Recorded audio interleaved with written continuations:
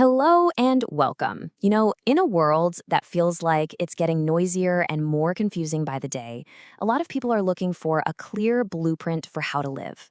Today, we're going to break down exactly that, the core do's and don'ts for Christian conduct, making it a really practical guide. So let's just jump right in.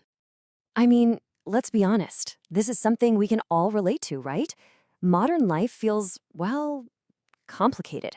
There are so many mixed messages coming at us from all directions, and it's pretty easy to feel a little lost.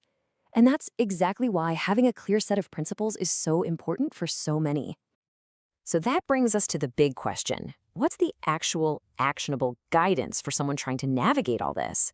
Well, the guide we're looking at today breaks the answer down into two really clear parts: what you should do, and just as importantly, what you should avoid. First up, let's look at the constructive side of things. What's really interesting is that our source material doesn't start with a list of rules about what not to do. Instead, it starts with a positive blueprint, these 5 core actions that are really meant to be the foundation of a believer's life. Okay, so here are the 5 pillars at a glance. We're going to dive into each one, but just look at how they flow. It starts with your own personal foundation. Then it moves to your relationships with God and with others. Then it hones in on your character. And finally, it all leads to serving others. It's a pretty logical progression when you see it laid out. So, pillar number 1. This is the bedrock. The idea here is that in a world that feels really turbulent, the Bible is meant to be that steady anchor. But, and this is the important part, the key isn't just to know what it says. It's about sincerely, genuinely trying to put those teachings into practice every day. All right, so once you have that personal foundation, pillar 2 is all about how we act towards other people. It's basically a call to be a proactive force for good. In a world that can often feel pretty angry and divided, the instruction here is to be the peacemaker, to be a source of compassion. Now, this is really interesting, how faith is defined here. It's not presented as just some passive belief you hold in your head. It's an active trust in God. And prayer is positioned as the tool, the action you take to get strength, to find some clarity, and to receive what our source calls spiritual protection. And this quote right here, it just hits the nail on the head. It really gets to a point that our source makes again and again. Faith isn't meant to be some quiet internal feeling. It's something that has to be demonstrated, something that's proven through tangible, real-world actions. Pillar 4 is all about personal character, and if there's one key word here, it's consistency.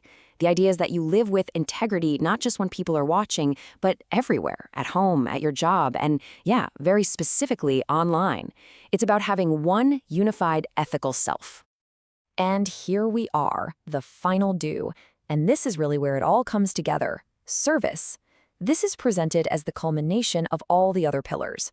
You take that faith, that love, that character, and you channel it into actively helping other people with real, tangible support. Okay, so we've covered the blueprint for what you do. Now we're going to flip the coin and look at the other side, what to avoid. But the way our source frames these, it's less about a restrictive list of rules and more like guardrails, things designed to protect your spiritual well-being. So here's the list of key things to steer clear of. What's so interesting is that it's a mix of both external actions, like certain lifestyles, and these deeply internal mindsets, like arrogance or greed. It's a pretty comprehensive warning against what are seen as spiritually destructive forces. And this is where the guide gets really specific and super modern. It directly calls out the misuse of technology and social media. This is such a contemporary application of these age-old principles, right? A warning not to use these incredibly powerful tools to tear people down or just spread negativity online. This is another one of those quotes that just stops you in your tracks. It's a direct challenge to that idea of just going with the flow or following the crowd. The message is crystal clear. Core moral principles are seen as absolute, and they don't change just because society's opinion does.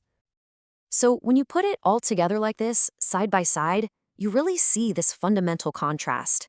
On one side, you have all these constructive, life-giving actions that you're meant to embrace. And on the other, you have these destructive forces to avoid. The guide is basically presenting two very different paths. Okay, so we have the do's and we have the don'ts. But how do they actually work together? Well, this final section is all about bringing it all together, finding the ultimate purpose behind this entire guide to conduct. And this is it. This is the central metaphor that the entire guide builds towards. The ultimate goal isn't just about being personally good or pious, it's about having a positive, illuminating effect on the world around you, to be a light in what's described as a world full of darkness. So, how do you become that light? Well, the guide argues that it happens through the daily, consistent practice of combining the do's, things like love and truth, while actively steering clear of the don'ts. It's the combination of both that's meant to create that illuminating effect. And so, that leaves us with one final thought to chew on. This whole guide has been about turning belief into actual behavior. And that raises a much bigger question for all of us, doesn't it? Regardless of your specific framework or belief system, what does it really look like to take a core principle you hold dear and translate it into consistent daily action?